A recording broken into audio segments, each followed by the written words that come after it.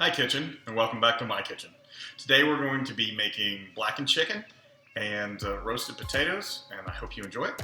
Before we get started, I have just a couple of reminders for you. The first one is that the new grading policy came out from the district today. I know there's a lot of questions about, do I have to do the work?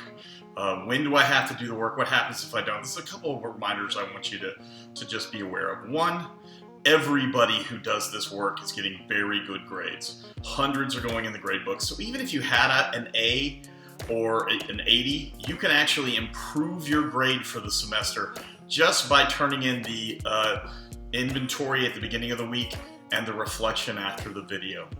The other thing I'd like to remind you is that these grades will be a factor in determining who gets into practicum. So if you're one of the students that wants to go ahead and move into practicum after intermediate, please remember that if you don't take the time to do these assignments, it could actually move you down on that list, since part of the rubric for practicum is the grades that you made in your previous two courses, which would be Introduction to, or Principles to Culinary Arts, which is the one most of you are in right now, and Intermediate Culinary Arts.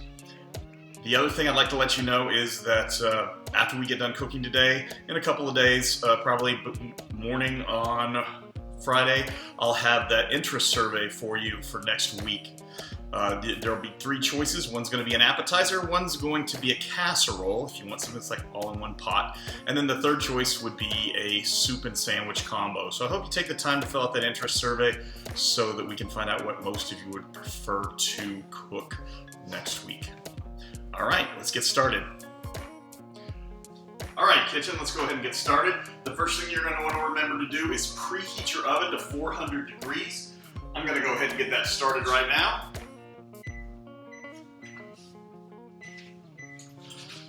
Now that oven's actually going to help us cook the potatoes and the chicken at the same temperature, so that'll be nice. We can use the same oven, just a couple of different racks.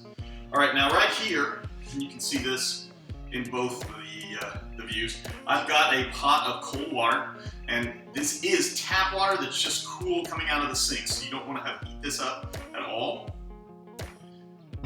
Now I had mentioned that in the recipe I had called for 4 to 5 new potatoes. Now these potatoes I have are gold potatoes. They are waxy potatoes like new potatoes, but they're much smaller than most new potatoes.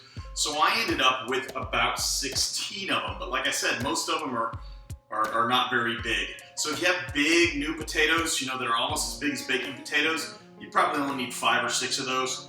If you have smaller ones like I do, you're gonna want probably about 6 cups of potatoes when you're all done. But like I said, you could use probably 4 big baking potatoes, or 6 big new potatoes, the ones with the red skins, or several of these smaller ones.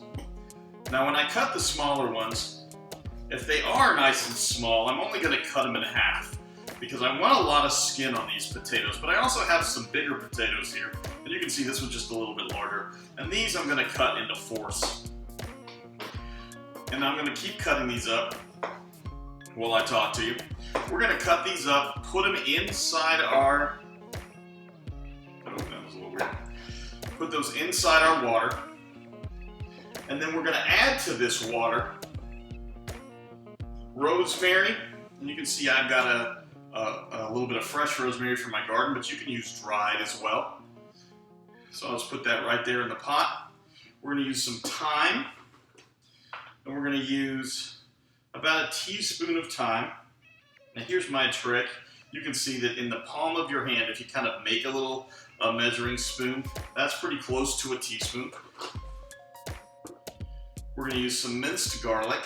Now I'm going to actually get a teaspoon for this since it is a little wet. We're going to use 2 teaspoons of garlic.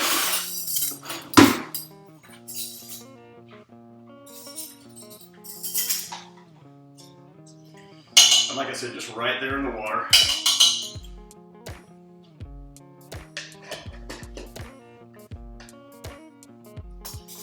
We're going to use some vinegar. Now I called for red wine vinegar. This is balsamic vinegar. This is aged red wine vinegar. It's a little sweeter than regular wine vinegar, but it is still useful. And I'm going to do a tablespoon of this.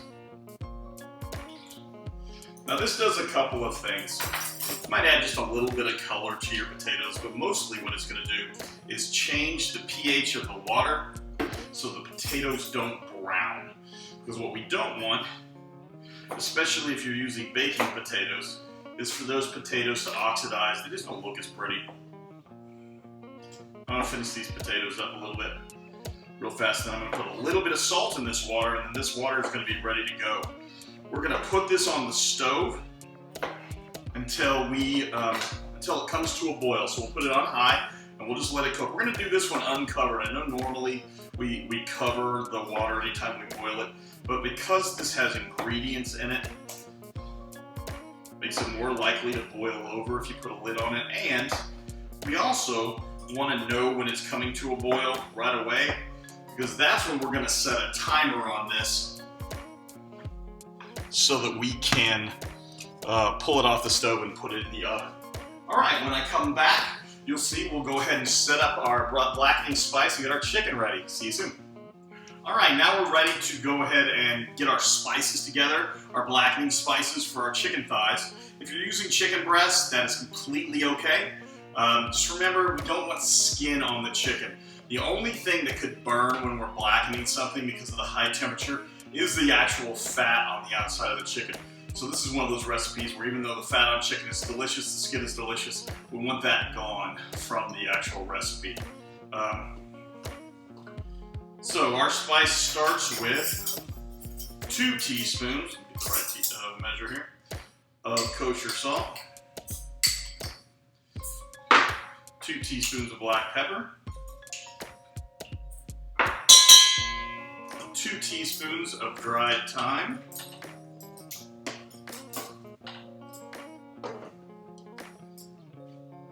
1 teaspoon of oregano,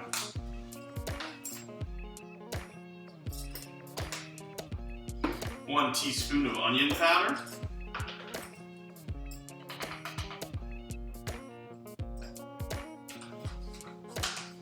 2 teaspoons of garlic powder. I use granulated garlic, very similar to garlic powder.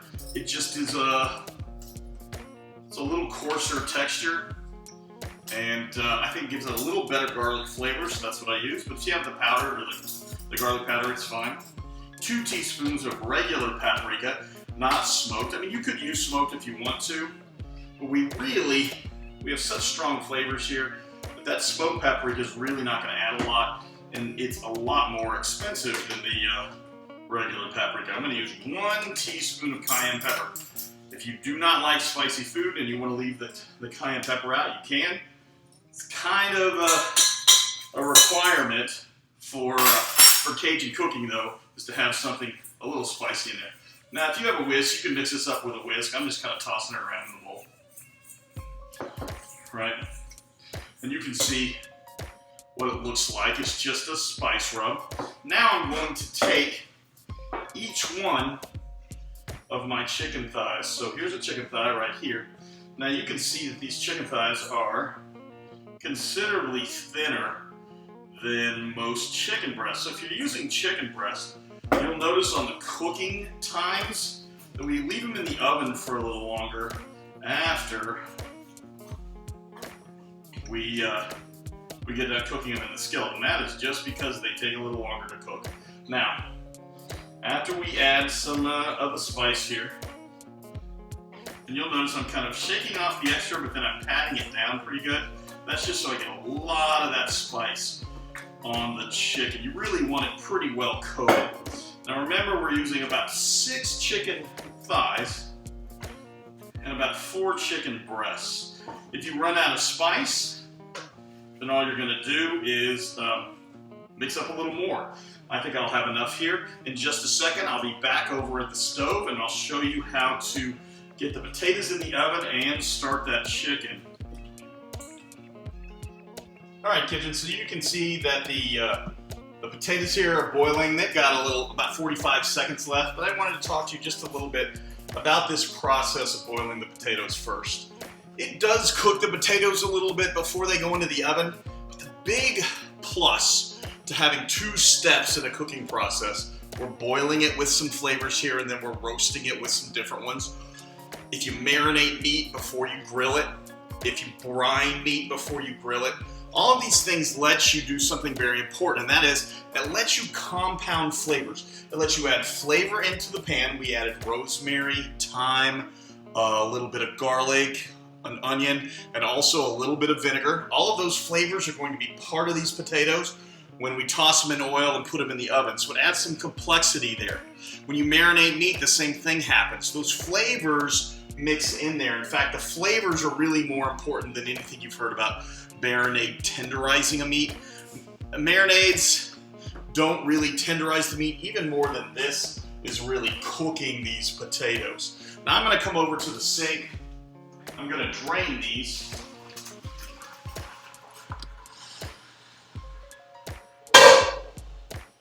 And really, I can leave almost everything in with the potatoes, so if some garlic or something like that happens to stay in the bowl, that's not a big deal. I do want to get rid of that big stick of rosemary, just because if we roast it, we're not going to eat it, nothing, and so we're just going to get it out of the way. All right, let's go to the table and we can get these finished and in the oven. All right, kitchen, we're about to take these potatoes, put them in this bowl with a few more ingredients. First thing we've got to do is we've got to get some fat on the outside of these potatoes so they'll crisp up and roast up. So I've got 2 tablespoons of butter that I've melted. And I'm going to put in about 2 tablespoons of olive oil. Also in this bowl, and I'm going to go ahead and mix all this up before I put the potatoes in and just kind of toss the potatoes. We're going to have some salt, a good amount of salt, a little bit of black pepper, and then I'm going to add a little bit of Tony's Creole seasoning.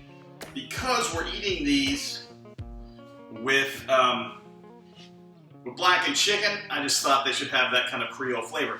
Another advantage when you do this 2-step cooking process is you can play a little bit. You can put a few different things in your boiling liquid. You could also put a few different spices here.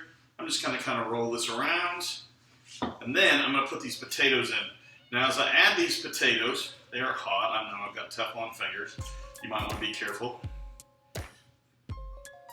But as I add these potatoes, what you'll notice is that the only thing I'm not putting in here from this, excuse me, is this leaf. I don't really want that in there, so I'm just going to get it out of the way. A little bit of that garlic or some of those other herbs falls into the bowl. That's great. And we're just going to toss these potatoes. You can also, if you don't want to make a mess, grab some tongs and just kind of roll them around. You can see all that spice and fat coating those potatoes. And you'll notice they're not really falling apart because they're really not all that cooked. Because they've only been cooking in boiling water for about 5 minutes. Now, I'm just going to take a cookie sheet that I use, these silicone mats. We've talked about that before. You can use cooking spray or a little bit of olive oil. And you'll see that I'm putting all of these potatoes skin side up. We want that flesh of the potato, the part from the middle, we want that down so it'll get a little bit of a crunchy crust from the bottom of our pan. So we'll put the skin side up and that flesh side down. And after I get all these on this pan, I'm going to put them in that oven at 400 degrees and I'm going to set the timer for 30 minutes. Now, about halfway through the cooking time for the potatoes, we're going to start our chicken. When the timer goes off for the potatoes, then we'll also take a look at them, make sure they're really done before we pull them out. All right, let's go ahead and I'll finish these, and then I'll meet you over at the stove to start the chicken after these have been in the oven for about 15 minutes. All right, kitchen, we're almost there. We're our last step. The potatoes have been in the oven for about 15 minutes. I got about 15 more minutes before they'll be done. And right now what I've got on the stove here is a cast iron skillet. I've got 3 tablespoons of vegetable oil in here, and it is pretty hot. You can see from the camera that's actually on the pan that it's kind of moving a little bit. That's what we call shimmering, right? And so now I'm going to take my first 3 pieces of chicken. That's half of my chicken. I'm going to put it in this pan. You can see it's sizzling up pretty good.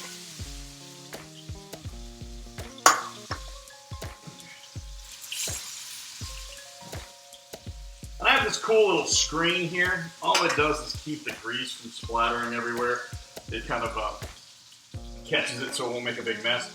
We're going to cook this, but we're going to cook this for a little bit. We want it to get nice and dark. So it'll probably take, 2-3 minutes on a side, even when your pan's nice and hot. And I've got it on medium high.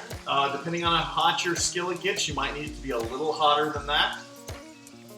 And if you do this at home, you'll smell all those wonderful herbs and spices kind of cooking up in the pan. It's very fragrant. And here in just a minute, we will turn these over, get the other side black as well. I have got, again, another baking pan with with that silicone mat on it. I tell you, if you don't have any of these, I would highly recommend them. They make life so much easier when you're cleaning the pans later. And we can kind of take a peek here. We can see that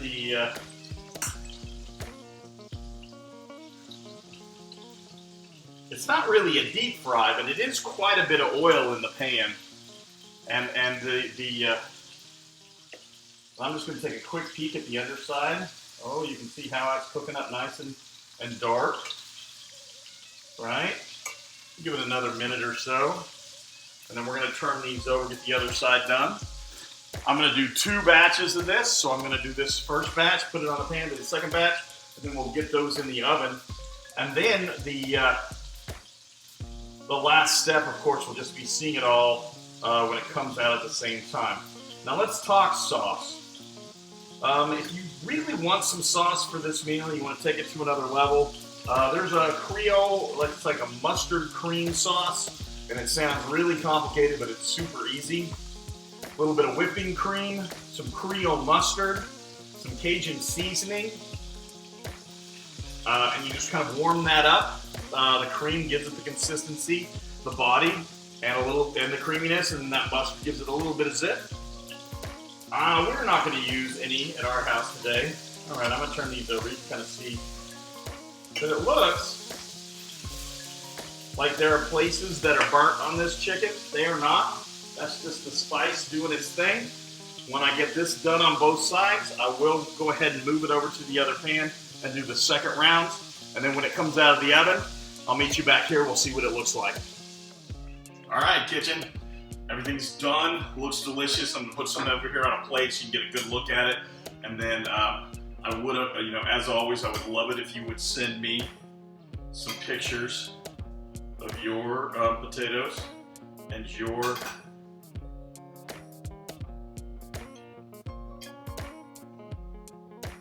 chicken, if you make them. So I just want to point out a couple things. Look at the wonderful color on the flesh side of those potatoes from sitting on the bottom of the pan there.